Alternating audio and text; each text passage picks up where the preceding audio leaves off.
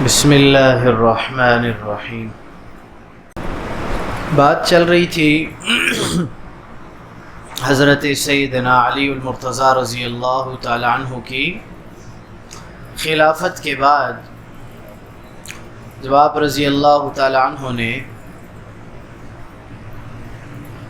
حضرت سیدنا عثمان غنی رضی اللہ تعالی عنہ کے عاملین کو، گورنروں کو معزول کر دیا اور مصر اور کوفہ اور بصرہ کے جو یہودی سازش کا حصہ بنے ہوئے تھے حضرت عبداللہ ابن سبا کے ساتھی، جن کا مدینہ پر قبضہ تھا، جنہوں نے مدینہ کو یرغمال بنایا ہوا تھا، آپ رضی اللہ تعالی عنہ نے ان کی بھی مدد حاصل کی۔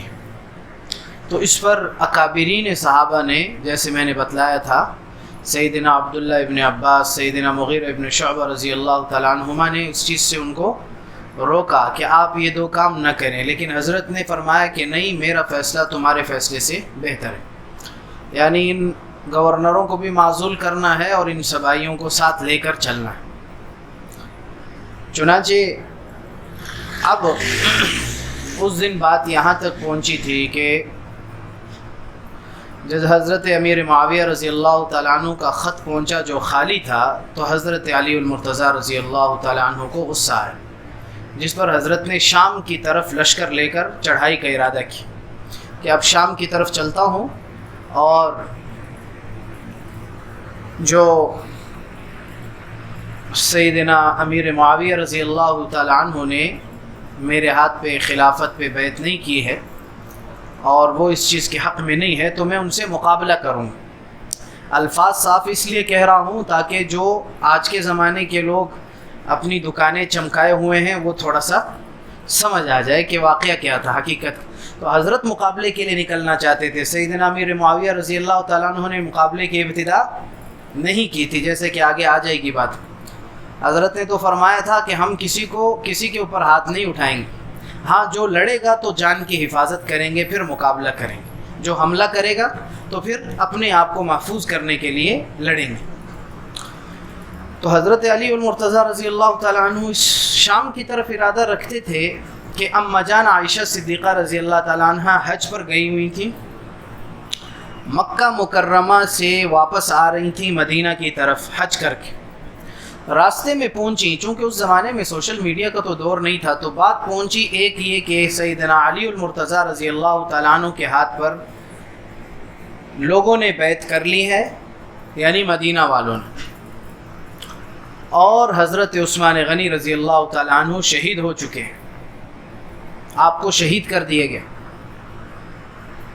تو اور یہ بات بھی پہنچی کہ شہید کرنے والے مصر کے، کوفہ کے، بصرہ کے سبائی ہیں، انہوں نے مدینہ کو یرغمال بنایا ہوا ہے، جس کی وجہ سے حضرت علی کرم اللہ وجہ کچھ بھی نہیں کر پا رہے۔ جیسے میں نے بتایا تھا کہ حضرت نے ان کو فرمایا کہ چلے جاؤ، تو انہوں نے کہا ہم نہیں جاتے، جانے سے انکار کیا۔ تو اب اماں جان کو جب یہ بات پہنچی تو اماں جان نے مدینہ کا سفر کینسل کیا، دوبارہ مکہ کی طرف لوٹ آئیں۔ جب دوبارہ اماں جان مکہ میں داخل ہوئیں تو آپ رضی اللہ تعالیٰ عنہ ازواج مطہرات میں ہیں، آپ صلی اللہ علیہ وسلم کی زوجیں، آپ کا بڑا احترام تھا۔ چنانچہ لوگ حضرت کے ارد گرد، اماں جان کے ارد گرد جمع ہو گئے، بات پوچھی تو اماں جان نے فرمایا، یہ خطبہ دیا، خطبے کے الفاظ آپ کو سناتا کہ حضرت عثمان غنی رضی اللہ تعالیٰ عنہ کو شہید کر دیا گیا اور ان کو مظلومانہ شہید کیا گیا، وہ مظلوم تھے،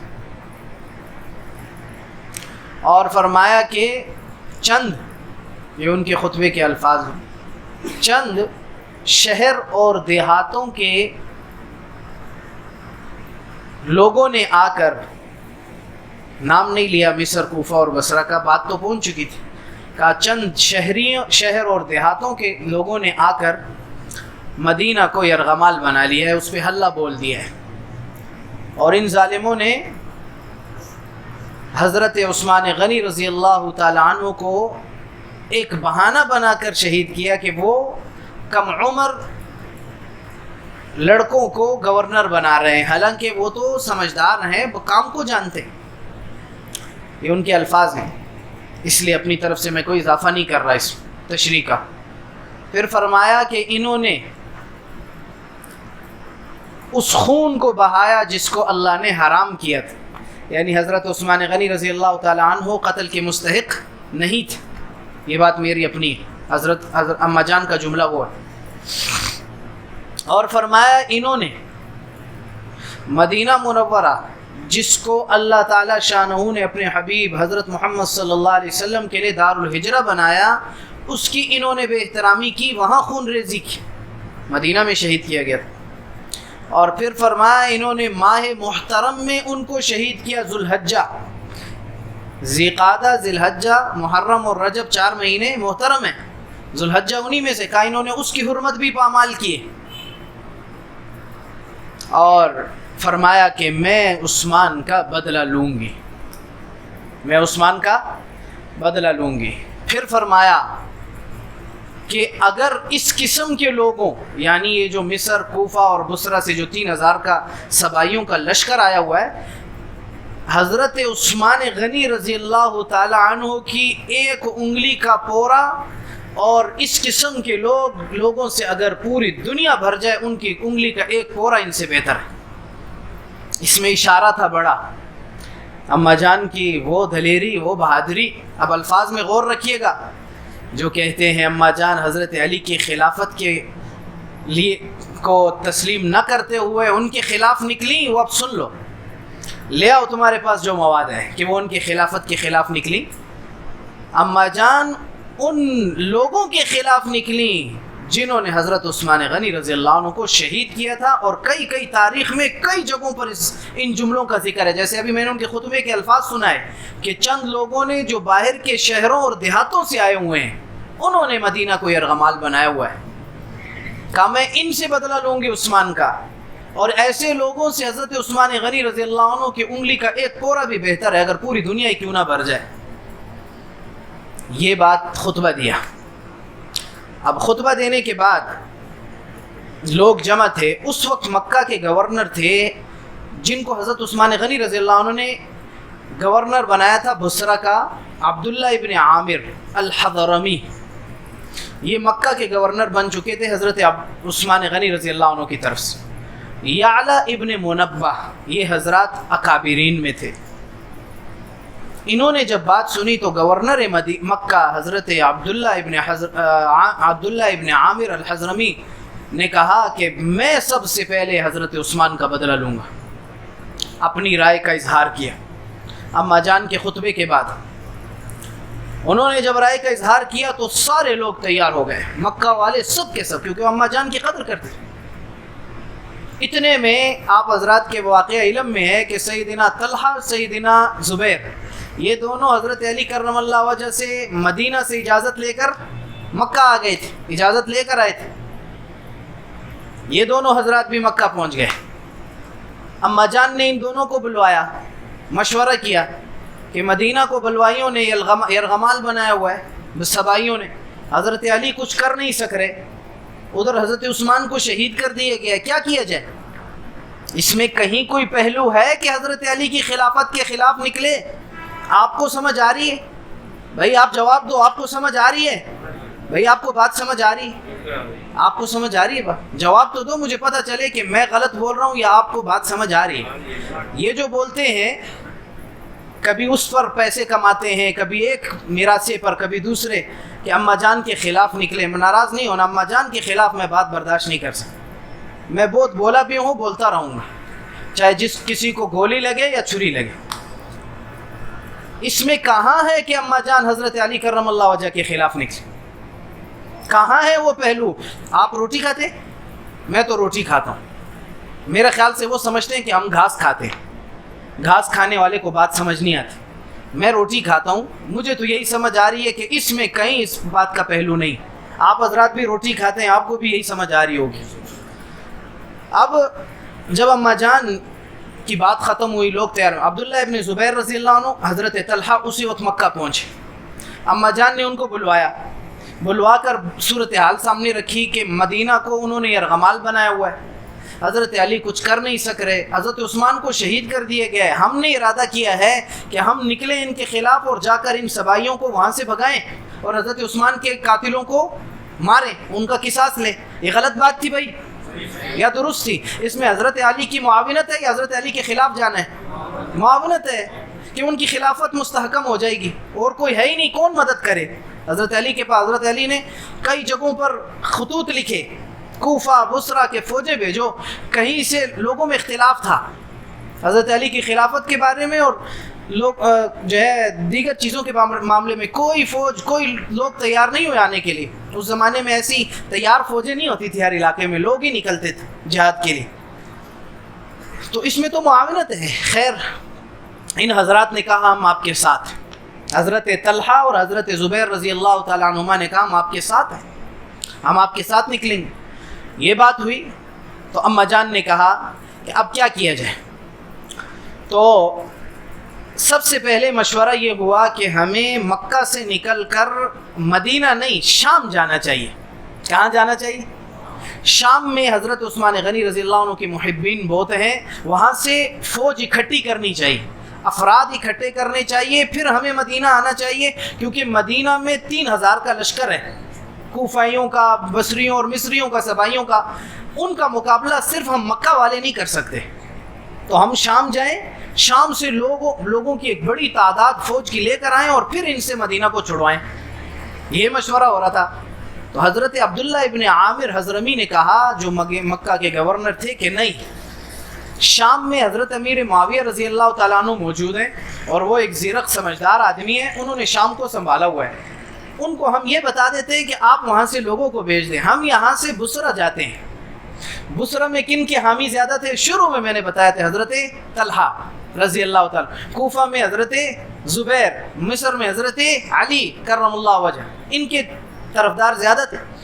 تو عبداللہ ابن عامر حضرمی نے فرمایا کہ طلحہ رضی اللہ تعالیٰ عنہ کے حامی بھی وہاں زیادہ ہیں، اور میں سابق گورنر رہ چکا ہوں بصرہ کا، تو میں وہاں گورنر رہ چکا ہوں، مجھے تجربہ ہے، میرے بھی محبین بہت ہیں وہاں، چاہنے والے، تو جب ہم جائیں گے تو وہاں ہم معاملات کو اکٹھا کر کے، مکہ والے تو ہمارے ساتھ ہیں، ان کو بھی اکٹھا کر کے تو ہم مدینہ پر حملہ کریں گے، تو ہمارے پاس افرادی قوت ہوگی، تو ان کو ہم یہاں سے نکال دیں گے، پھر حضرت عثمان کے قاتلوں کا بدلہ بھی لیں گے اور حضرت علی کی خلافت مستحکم ہو جائے گی۔ اس میں کہاں پہلو ہے کہ وہ حضرت علی کے خلاف نکلے؟ تمہاری عقل ہے وہ ایک الگ بات ہے، تمہاری بات تو ہمارے نزدیک ایک چونٹی کی بھی حیثیت نہیں رکھتی، تم کیا ہو، تمہاری باتیں کیا ہیں؟ تو اب اماں جان نے اور سب نے اس پر اتفاق کیا کہ یہ بات درست ہے، پہلے ہمیں بصرہ جانا چاہیے۔ چنانچہ سفر کی تیاریاں شروع ہوئیں مکہ سے بصرہ کے لیے۔ مدینہ آئے ہی نہیں ہے، شروع میں آئے ہی نہیں ہے مدینہ، جی جنگ جمل ہو گئی، جی اماں جان نے حضرت علی کے خلاف خروج کیا، خلافت کے خلاف خروج کیا۔ کہاں ہے خلافت کے خلاف؟ تمہاری پتہ نہیں کون سی تاریخیں ہیں، تم پر میرا خیال کوئی شیاطین کی وحی آتی ہے کہ حضرت علی کی خلافت کے خلاف خروج کیا۔ اب اس کے بعد جب اماں جان نکلی، اماں جان اور دیگر سارے مکہ والوں نے بصرہ تک سفر کی تیاریاں شروع کی۔ حضرت عبداللہ ابن عمر رضی اللہ عنہ کے بارے میں آپ کے علم میں، انہوں نے وہ بھی سیدنا علی المرتضیٰ رضی اللہ تعالیٰ عنہ سے اجازت لے کر مکہ آ گئے تھے فساد کے زمانے میں۔ ان کو اماں جان نے پوچھا، لوگوں نے پوچھا کہ آپ کی کیا رائے ہے؟ حضرت عبداللہ ابن عمر رضی اللہ عنہ نے فرمایا جو مدینہ والے کریں گے میں وہی کروں گا۔ کیا کریں گے بھائی؟ جو مدینہ والے کریں گے میں وہی کروں گا، یعنی حضرت عبداللہ ابن عمر رضی اللہ تعالیٰ عنہ نے ان کے ساتھ نکلنے کی رائے کا اظہار نہیں فرمایا۔ اچھا، اماں جان کے ساتھ اس حج میں اور بھی امہات المومنین آئی ہوئی تھی، ازواج مطہرات ہماری مائیں آئی ہوئی تھی اس حج میں، تو ان میں سے حضرت حفصہ رضی اللہ تعالیٰ عنہ، وہ حضرت عبداللہ ابن عمر رضی اللہ عنہ کی بہن ہے، حضرت عمر کی بیٹی ہیں، امہات المومنین میں۔ اب یہ جب لشکر نکلا تو ساری ازواج حضرت اماں جان عائشہ کے ساتھ نکلی، لیکن حضرت حفصہ کو حضرت عبداللہ ابن عمر نے روک دیا کہ آپ نے نہیں جانا بصرہ سے روکا کہ بصرہ نہیں جانا آپ نے، وہ رک گئی۔ اچھا، اماں جان جب نکلنے لگیں تو عبداللہ ابن عامر حضرمی جو مکہ کے گورنر تھے، انہوں نے اعلان کروایا کہ حضرت عبداللہ، حضرت زبیر، حضرت طلحہ اور امہات المومنین بصرہ جا رہے ہیں، دو کام ہیں، ایک ان سبائیوں سے مدینہ کو چھڑوانا اور دوسرا کام حضرت عثمان غنی رضی اللہ عنہ کے قاتلوں سے بدلہ لینا۔ چنانچہ ہماری مدد کے لیے چلو، جو ہمارے ساتھ چلنا چاہتا ہے وہ چلے، تیار ہو۔ سارے مکہ والے تیار ہو گئے۔ یہ تھی بنیادی چیز نکلنے کی، مکہ سے لشکر لے کر نکلنے کی بنیادی دو پوائنٹ تھے جس کو ساری تاریخوں نے لکھا ہے۔ مدینہ سے سبائیوں کو خارج کروانا اور حضرت عثمان غنی رضی اللہ تعالیٰ عنہ کے قاتلوں کا بدلہ لینا۔ اس میں حضرت علی کی معاونت تھی، حضرت علی کے خلاف نہیں تھا کچھ۔ اب جب نکلنے لگے تو اسی ٹائم مغیرہ ابن شعبہ رضی اللہ عنہ حضرت علی سے ناراض ہو کر آئے تھے کہ نہیں مکہ، وہ بھی اماں جان کے لشکر میں شامل ہو گئے۔ مروان ابن الحکم، یہ مروان وہ نہیں ہے حضرت بنو امیہ کا بعد والا نہیں، وہ تو بڑا فاسق آدمی تھا۔ یہ مروان ابن الحکم بڑے نیک آدمی تھے، یہ بھی اسی وقت پہنچے، یہ بھی شامل ہو گئے۔ سعید بن ابی وقاص رضی اللہ تعالیٰ عنہ وہ بھی شامل ہو گئے اماں جان کے لشکر میں۔ اب جب یہ لشکر مکہ سے نکلا تو لوگوں میں بات مشہور ہوئی کہ اماں جان ان دو پوائنٹوں پر نکلی ہیں اور بصرہ جا رہی ہیں، وہاں سے لشکر لے کر مدینہ آنا ہے۔ تو ارد گرد سے، اطراف سے، دیہاتوں سے لوگ اماں جان کے لشکر میں ملتے رہے۔ جب یہ لشکر مکہ سے نکلا تو اس کی تعداد 1500 تھی، 1500، اور نکلتے ساتھ ہی لوگوں کے ملتے ملتے یہ 3000 ہو گیا، 3000 کا لشکر ہو گیا۔ اب یہ لشکر روانہ ہوا۔ حضرت عبداللہ ابن عباس رضی اللہ عنہ کی والدہ بھی اس لشکر میں تھی، ام الفضل بنت الحرث۔ یہ حضرت عبداللہ ابن عباس کی والدہ ہیں، حضرت عباس کی زوجہ ہیں، ام الفضل بنت الحرث، یہ بھی اس لشکر میں تھیں۔ انہوں نے یہاں سے خط لکھ دیا، کن کو بھائی؟ حضرت علی رضی اللہ تعالیٰ عنہ۔ قبیلہ جہینہ کا ایک آدمی، ظفر اس کا نام تھا، اس کے ہاتھ یہ خط مدینہ بھجوا دیا کہ اماں جان، طلحہ، زبیر رضوان اللہ تعالیٰ علیہ مجمعین ان دو بنیادوں پر مکہ سے بصرہ جا رہے ہیں، روانہ ہو چکے ہیں۔ یہ خط ام الفضل بنت الحرث رضی اللہ تعالیٰ عنہ نے وہاں بھجوا دیا حضرت علی کے پاس۔ یہ لشکر روانہ ہوا، راستے سے لوگ ان کے ساتھ ہوتے رہے۔ مقام ذات عرق پر پہنچ کر ازواج مطہرات جو اماں جان کے ساتھ تھی انہوں نے مدینہ کا رخ کر لیا، کیونکہ انہوں نے مدینہ آنا تھا واپس۔ ان کا جانا بصرہ ان کی ضرورت نہیں تھی، اماں جان کی تو اس لیے ضرورت تھی کہ وہ لشکر کی بڑی تھی۔ یہ مدینہ آ گئی، راستے میں کچھ اختلاف ہوا تو حضرت مغیرہ ابن شعبہ اور سعید ابن وقاص رضی اللہ تعالی عنہ بھی لشکر سے ہٹ کر مدینہ آ گئے۔ یہ دو حضرات بھی لشکر سے ہٹ گئے۔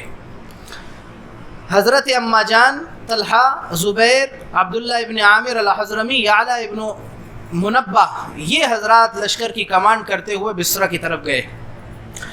بصرہ کے قریب پہنچے تھے کہ اماں جان بصرہ میں داخل نہیں ہوئے، چونکہ لڑائی کا تو کوئی ارادہ ہی نہیں تھا۔ ارادہ یہ تھا کہ وہاں کے لوگوں کو سمجھا کر ان کو لوگوں کو اکٹھا کر کے مدینہ آنا ہے۔ چنانچہ عبداللہ ابن عامر الحضرمی کو اماں جان نے وہاں کے اس وقت گورنر حضرت علی کے تھے، عثمان ابن حنیف، یہ حضرت علی کرم اللہ وجہ کے گورنر تھے، ان گورنر کے پاس عبداللہ ابن عامر الحضرمی کو بھیجا کہ جا کے ہماری یہ باتیں بتاؤں کہ ہم اس لیے آئے ہیں۔ داخل نہیں ہوئی بصرہ میں، یہ نہیں کہ اپنی مرضی سے بصرہ میں لشکر لے کر داخل ہو گئی، باہر ہی رکی رہی، لشکر کو روکے رکھا، بندے کو بھیجا کہ جا کے گورنر سے اجازت لو۔ اس میں لڑائی کا کوئی ارادہ ہے؟ اس میں خلاف ہے؟ یہ تو عین اصول کی بات ہے کہ ملک شہر سے باہر رکے ہیں کہ بھائی پہلے اجازت لے کر آؤ پھر ہم جاتے ہیں اندر، یہ تو شرافت ہے۔ وہ جب وہاں پہنچے تو عثمان ابن حنیف کو بات بتائی، اماں جان نے اور لوگوں کے جو وہاں کے با اثر لوگ تھے ان کو بھی خطوط لکھے، ان تک بھجوائے کہ ہم اس مقصد سے آئے ہیں، تم اس میں شامل ہو جاؤ۔ جب یہ عبداللہ ابن عامر الحضرمی، عثمان ابن حنیف جو اس وقت حضرت علی کرم اللہ وجہ کی طرف سے بصرہ کے گورنر تھے، صحیح آدمی مجھے نہیں لگتے عثمان ابن حنیف، جیسے آگے ان کی باتیں آ جائیں گی تو آپ سن لیں گے۔ صحابی تو ہے نہیں لیکن صحیح آدمی نہیں ہے. اماں جان کی بڑی گستاخی کی انہوں نے، جس کی وجہ سے میرا دل بہت دکھی تھا. کتابیں پڑھتے ہیں آپ حضرات کو تاریخ کا علم حاصل کرنا ہوتا ہے، لیکن ایسی باتیں سن کر دل بہت دکھ جاتا ہے. تو گستاخی کی اماں جان کی اس نے. بہرحال تو عثمان ابن حنیف نے عبداللہ ابن عامر الحضرمی کی بات تو سن لی.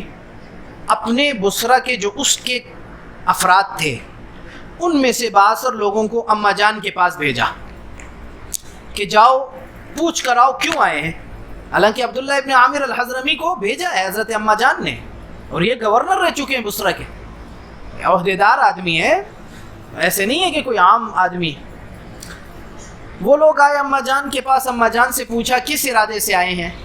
اماں جان نے فرمایا کہ ہم اس ارادے سے آئے ہیں. اب پھر الفاظ سنیں کہ مدینہ منورہ پر باہر سے آئے ہوئے لوگوں نے حلہ بولا ہوا ہے. ہم اس ارادے سے آئے ہیں کہ یہاں سے لوگ ہمارے ساتھ اکٹھے ہوں اور ہم جا کر وہاں ان سے مدینہ کو چھڑوائیں. مدینہ کی حرمت پامال کی ہوئی ہے انہوں نے. وہ وہاں سے اٹھے، حضرت طلحہ اور حضرت زبیر کے پاس آئے رضی اللہ تعالیٰ عنہ. کیوں آئے ہو؟ کہ جی ہم حضرت وہی بات کی جو اماں جان نے کی تھی، اور حضرت عثمان غنی رضی اللہ تعالیٰ عنہ کے قاتلوں سے بدلہ لینے آئے ہیں. آپ سے لڑنے آئے؟ نہیں. حضرت علی کی خلافت کے خلاف نکلے؟ نہیں. وہ چلے گئے. جا کر انہوں نے عثمان ابن حنیف کو بتا دیا کہ وہ اس مقصد سے آئے ہیں اور یہ مقصد درست ہے، اس میں کوئی بری بات ہے. تو عثمان ابن حنیف نے پوچھا کیا کیا جائے؟ تو ان لوگوں نے کہا خاموشی، کچھ بھی نہ کرو. ان کے ساتھ نہ ان کا ساتھ دو نہ ان کے خلاف جاؤ، کیونکہ ابھی تک حضرت علی سے پوچھا نہیں ہے اور خلیفہ حضرت علی ہیں رضی اللہ تعالیٰ عنہ. ان کی طرف سے کوئی آرڈر نہیں ہے، ابھی تک ان کی رائے معلوم نہیں کی گئی. چنانچہ نہ ہاں نہ خاموش ہو جاؤ. عثمان ابن حنیف نے کہا نہیں، میں تو ان سے لڑوں گا. لڑنے کی بات پہلے کس نے کی؟ عثمان ابن حنیف. یہ کس کا گورنر تھا؟ حضرت علی کرم اللہ وجہ کا گورنر تھا. حضرت امیر معاویہ کا گورنر نہیں تھا. لوگ حق نہیں بولتے، حق بولنا چاہیے. یہ حضرت عثمان ابن حنیف رضی اللہ حضرت علی کرم اللہ وجہ کا گورنر تھا. عثمان ابن حنیف کہ میں لڑوں گا. لڑنے کی بات پہلے کس نے کی؟ اس نے کی. آپ سنتے جائیں. لڑائی جن اسباب کی وجہ سے لڑائی ہوئی وہ سبب کنہوں نے بنائے یہ نوٹ کریں، تاریخ بتائیں. نہ حدیث تمہارے پاس ہے اس میں نہ ہمارے پاس ہے. اس وقت آپ کی وفات ہو چکی تھی، وہی بند تھی. تمہارے پاس بھی تاریخ ہے، ہمارے پاس بھی تاریخ ہے. لاؤ بتاؤ وہ وجوہات جن وجوہ کی بنیاد پر حضرت اماں جان کا لشکر ادھر عثمان ابن حنیف کے لشکر سے لڑا. یہ جنگ جمل نہیں ہے، یہ ادھر پہلے ایک اور جنگ ہوئی تھی. کیوں لڑا؟ کہ میں لڑوں گا. لوگوں نے کہا کہ بھائی چھوڑ دو، خاموش ہو جاؤ. اس کے باثر لوگ کہا میں لڑوں گا. تو جب انہوں نے دیکھا کہ یہ بات نہیں مانتا تو وہ جا کر اپنے گھروں میں بیٹھ گئے. انہوں نے کہا ہم تمہارے اس معاملے میں تمہارے ساتھ نہیں ہیں، تمہارے اس معاملے میں تمہارے ساتھ نہیں ہیں. وہ گھروں میں بیٹھ گئے. عثمان ابن حنیف نے اپنے جو اس کے ہم ذہن لوگ تھے ان کو جمع کیا. جب ان کو اچھا ایک بات رہ گئی، سوری، یہ بہت ضروری بات. جب عثمان ابن حنیف نے ان لوگوں کو بھیجا تھا، وہ جب طلحہ اور زبیر رضی اللہ تعالیٰ عنہ کے پاس آئے تو ان سے پوچھا کیوں آئے ہو؟ کہا کہ مدینہ پر بلوائیوں نے حملہ کیا ہوا ہے، اس کو چھڑوانے کے لیے لوگوں کو جمع کر رہے اور حضرت عثمان غنی رضی اللہ عنہ کا قاتلوں کا بدلہ لینا ہے. تو انہوں نے سوال کیا، بڑا اہم سوال ہے. انہوں نے کہا آپ دونوں نے مدینہ میں حضرت علی کے ہاتھ پر بیعت نہیں کی تھی؟ انہوں نے کہا بالکل کی تھی، لیکن ایک شرط کے ساتھ کی تھی. یاد ہے؟ شرط یاد ہے ان دونوں کی بیعت کا؟ ایک شرط کے ساتھ کی تھی. مطلب ان میں سے یہ تھا ایک کہ آپ حضرت عثمان غنی رضی اللہ عنہ کے قاتلوں سے فوراً بدلہ لیں گے، قصاص لیں گے. ایک شرط یہ تھی، اور دوسری یہ تھی کہ کتاب و سنت پر فیصلے کریں گے. ایک یہ تھی اس مقام کی مناسبت سے کہ آپ حضرت عثمان غنی رضی اللہ عنہ کے قاتلوں کا بدلہ لیں گے. حضرت عثمان غنی رضی اللہ عنہ کو شہید کرنے والے وہ سپاہی ہیں، وہ حضرت علی کے ایک لشکر میں شامل ہیں، وہ کیسے بدلہ لیں گے ان سے؟ میں نے بتایا تھا اسی وقت ہی کہ جب یہ حضرات نکلنا چاہ رہے تھے تو یہ بات واضح ہو چکی تھی کہ حضرت عثمان غنی رضی اللہ عنہ کا قاتلین کا بدلہ حضرت علی نہیں لے سکتے، حالات کی وجہ سے وہ نہیں لے سکتے، کیونکہ جو حضرت علی کے حامی تھے وہ سارے یہی سبائی تھے۔ میں نے بتا دی یہ ساری تاریخ پیچھے اسی لیے بتائی کہ ان پوائنٹ کو نوٹ کریں۔ وہ سارے ان کے لشکر میں شامل تھے، تو اپنے لشکر کو کوئی مارتا ہے؟ نہیں مارتا، ان کے لشکر میں شامل تھے۔ آگے کل کی تاریخ میں آ جائے گا کہ جب حضرت علی نکلے ہیں بصرہ کے لیے تو یہی سبائی حضرت علی کے ساتھ لشکر میں نکلے ہیں، یہی سبائی نکلے ہیں۔ اب انہوں نے پھر جواب دیا، انہوں نے کہا ہماری بیعت شرط کے ساتھ تھی، وہ شرط پوری نہیں ہوئی، اور دوسری بات کہ جب ہم سے بیعت لی جا رہی تھی تو ہمارے سروں پر تلوار تھی، مالک ابن اشتر تلوار لے کے کھڑا تھا کہ نہیں کہ بیعت کرو ورنہ تمہاری گردن اڑاتا ہوں۔ طلحہ اور زبیر رضی اللہ تعالیٰ عنہما کے ساتھ یہ ہوا تھا کہ نہیں؟ کہا دوسرا کہ ہمارے سروں پر تلوار تھی، کہا اچھا تلوار تھی، اٹھ کے چلے گئے، وہ سمجھ گئے۔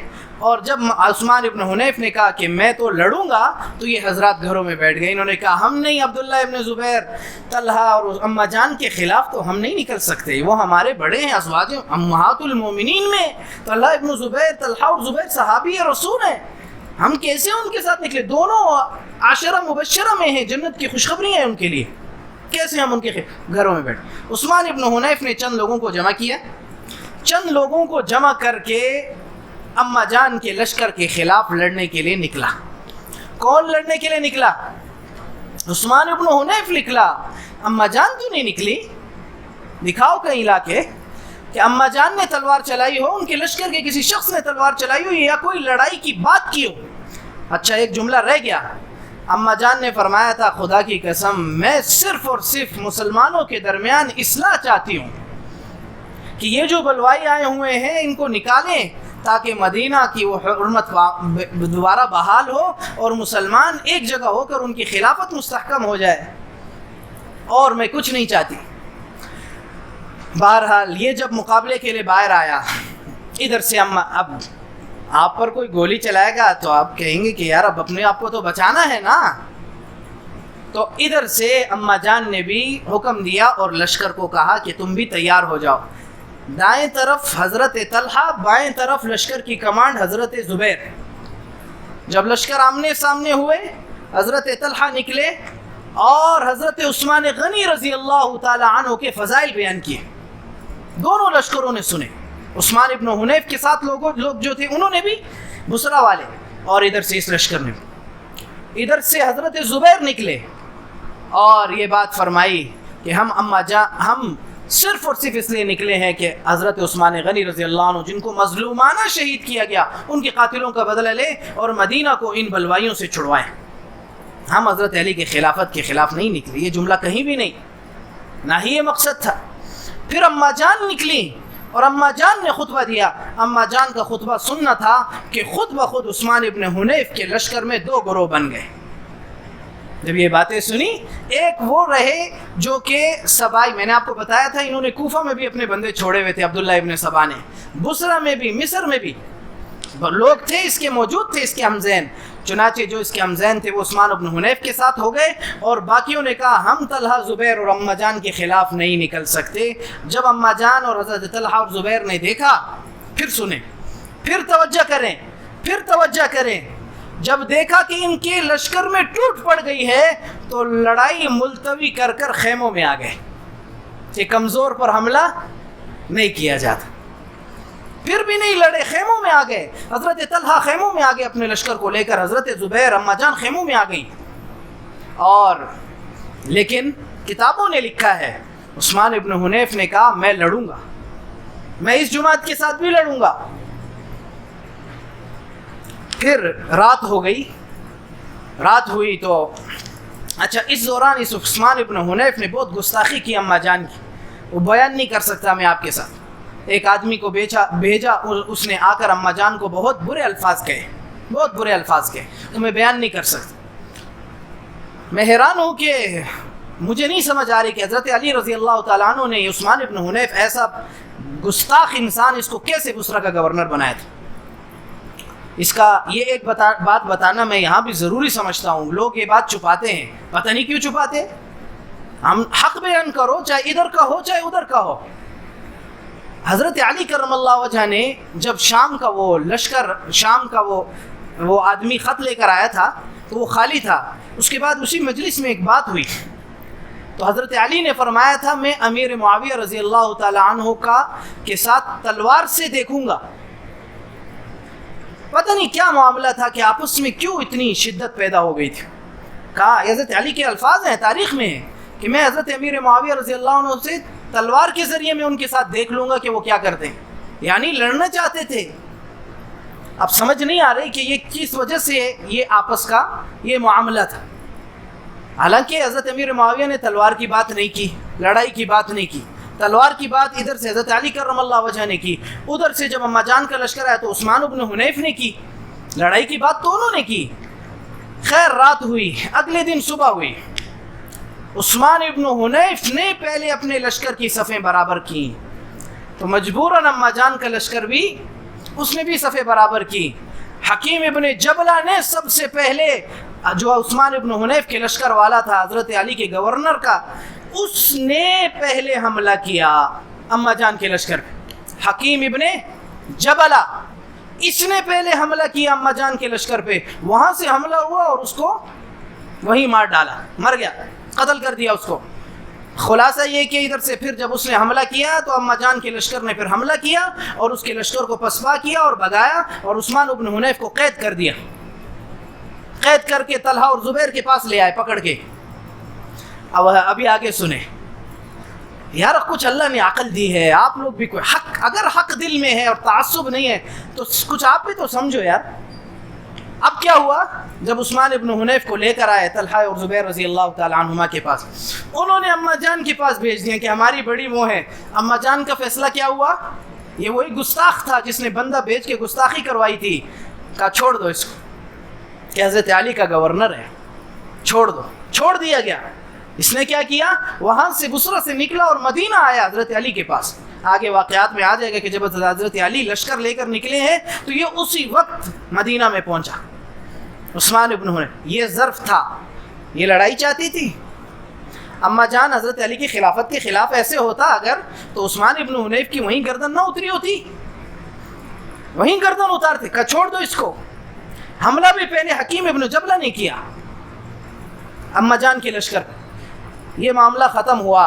اب اس وقت بصرہ پہ سارا غلبہ تھا اما جان کا اور حضرت طلحہ اور زبیر کا، یہ بصرہ سے لے لیا انہوں نے۔ لیکن اب دو پوائنٹ ہیں، آپ اور آپ کا رب۔ جب اما جان بصرہ پہنچی، مربد کے مقام پر ٹھہری، یاد رکھیے مربد کے مقام سے پہلے ٹھہری، پھر صبح جب صفیں درست کر رہی تھی تو مربد کے مقام پر آئیں، یاد رکھیں۔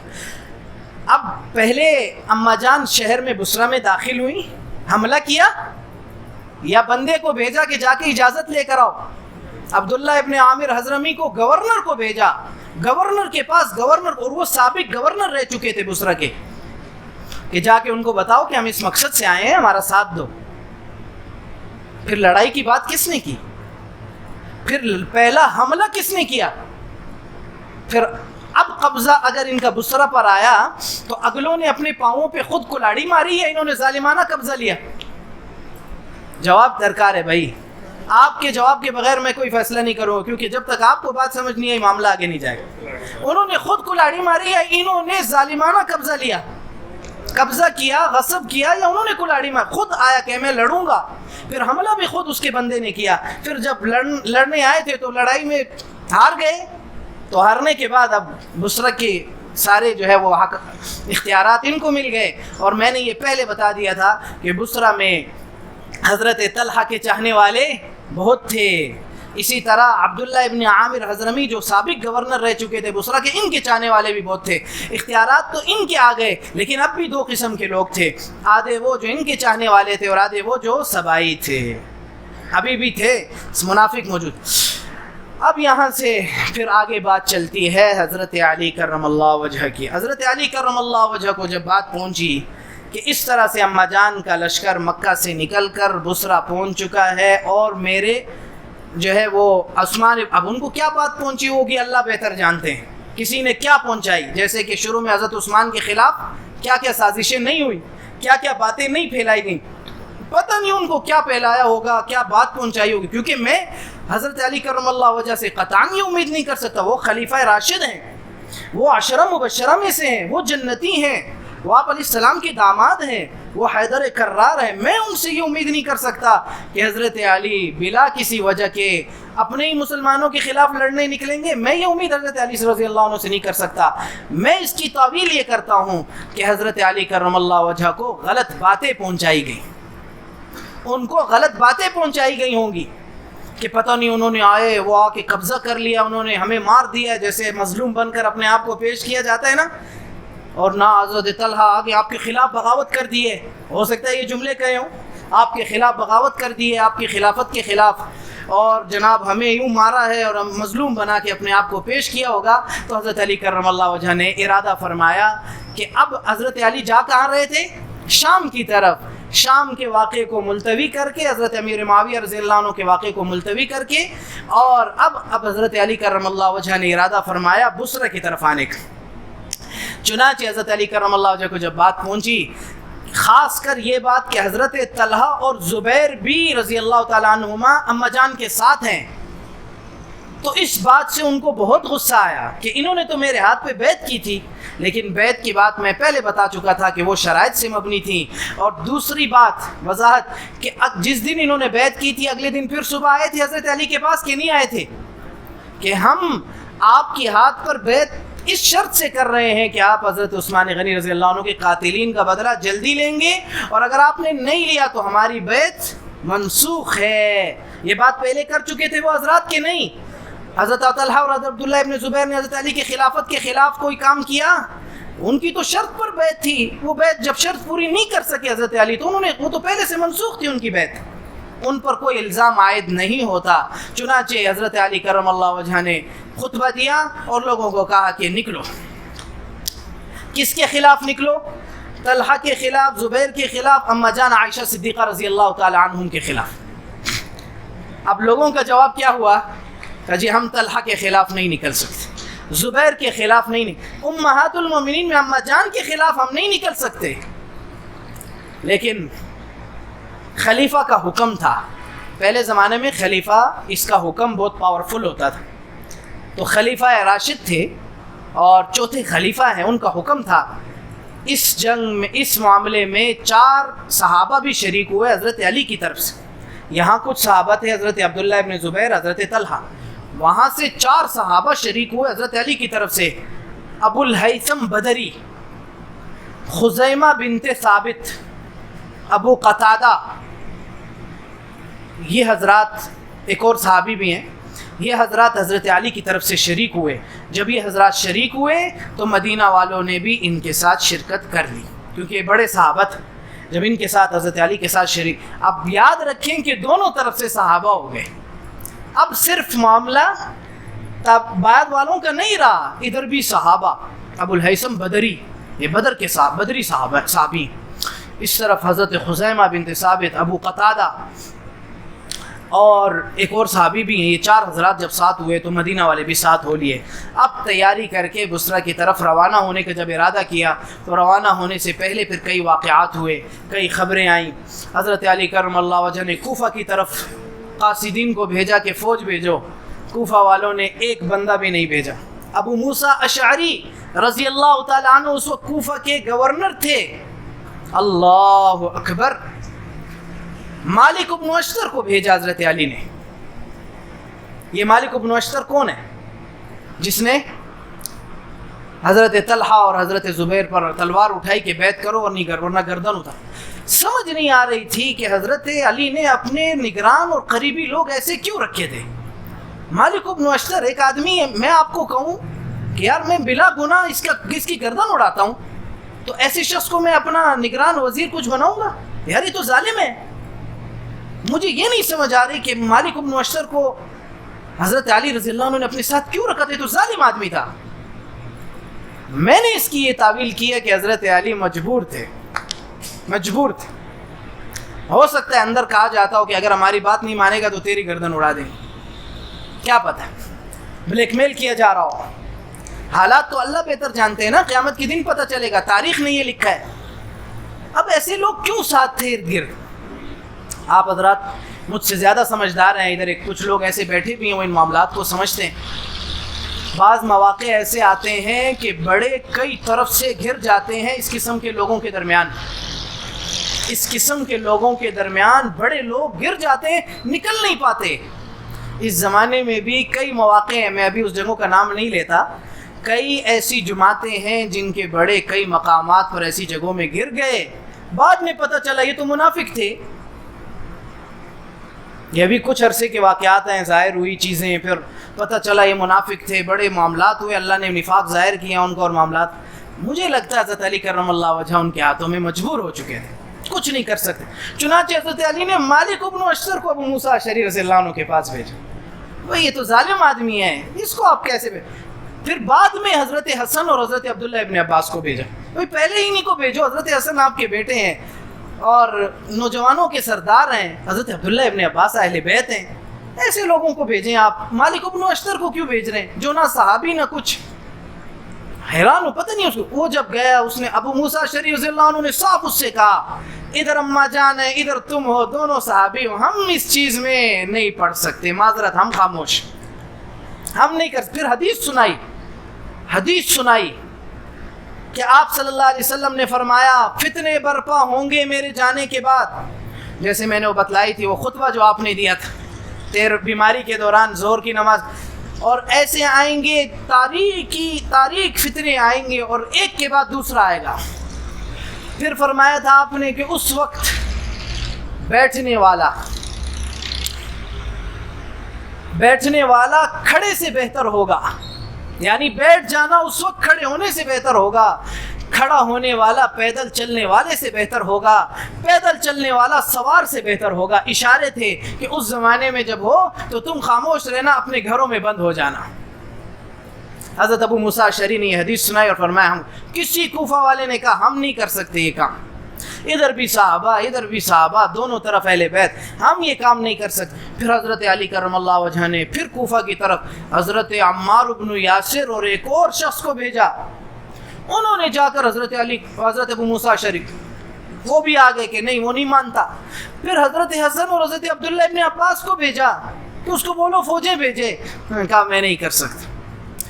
پھر آخر کچھ معاملات ایسے ہوئے کہ پھر کچھ لوگ ان کے ساتھ ہوئے اور وہ آئے. کل وہ واقعات انشاءاللہ بیان کریں گے, کس طرح سے پھر ان کا لشکر نکلا, کہاں پہنچا, پھر کیسے اماں جان کے لشکر کے ساتھ آمنا سامنا ہوا, اور کس نے پہلے حملہ کیا, اور کیسے پھر صحابہ شہید ہوئے.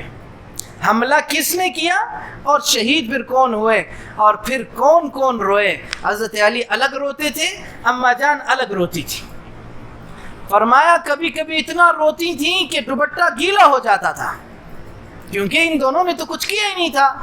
ادھر ان بیچاروں کو مجبور رکھا گیا تھا, ان کا ارادہ لڑنے کا تو تھا ہی نہیں. یہ تو حضرت عثمان کے قتل کے قاتلوں کا بدلہ لینے آئی تھی, مدینہ کو چھڑوانے آئی تھی. حضرت عثمان کو پتہ نہیں کیا پمپ کیا گیا, ان کو کیا ان کی برین واش کی گئی, ان کو باتیں جھوٹی بتلا کر, غلط باتیں بتلا کر ان کو پتہ نہیں کیا سمجھایا گیا کہ وہ ان چیزوں کے لیے نکلے. لیکن حملہ پھر بھی نہیں کیا, نہ حضرت علی نے نہ کیا حملہ سارا سبائیوں نے, کیونکہ ان کے لشکر میں سبائی تھے. حضرت علی کرم اللہ وجہ کے منافقت انہوں نے کی, جو وہ چاہ رہے تھے وہ ہو گیا, اللہ کے ہاں یہی منظور تھا. کل آگے چلیں گے. سبحان اللہ بحمدہ, سبحانک اللہم وبحمدک, نشہد ان لا الہ الا انت. یا اللہ اس درس کو قبول فرما لے. یا اللہ اس میں جو سچ ہے آپ کے نزدیک حق ہے وہ ہمیں سمجھا دے. یا اللہ جو جھوٹ ہے کتابوں نے غلط لکھا ہے یا اللہ اس سے ہمیں بچا لے, ہمیں وہ حق سمجھا دے. آپ علام الغیوب ہیں, جو آپ کے نزدیک حق ہے جناب رسول اللہ صلی اللہ علیہ وسلم کے نزدیک حق ہے, یا اللہ آپ کو پتہ ہے, یا اللہ ہمیں بھی وہی سمجھا دے. یا اللہ حق ہمیں سمجھا دے, باطل سے ہمیں بچا لے. یا اللہ حضرات صحابہ کی محبت ہمارے سینوں میں پیدا فرما دے, دین و دنیا میں ہمیں کامیاب فرما دے. ہماری اولادوں کو, ہماری قیامت تک آنے والی نسلوں کو, پورے علاقے, پورے شہر, پورے ملک, پوری دنیا کو یا اللہ ان فاسد عقائد اور باطل عقائد سے محفوظ فرما لے. ہماری جانوں کے, ہماری مالوں کے, ہماری عزتوں کے, آبروؤں کے, ہر چیز کی اپنے غیبی خزانوں سے حفاظت فرما دے. دین و دنیا میں ہمیں کامیاب فرما دے. وصلی اللہ, سبحان اللہ.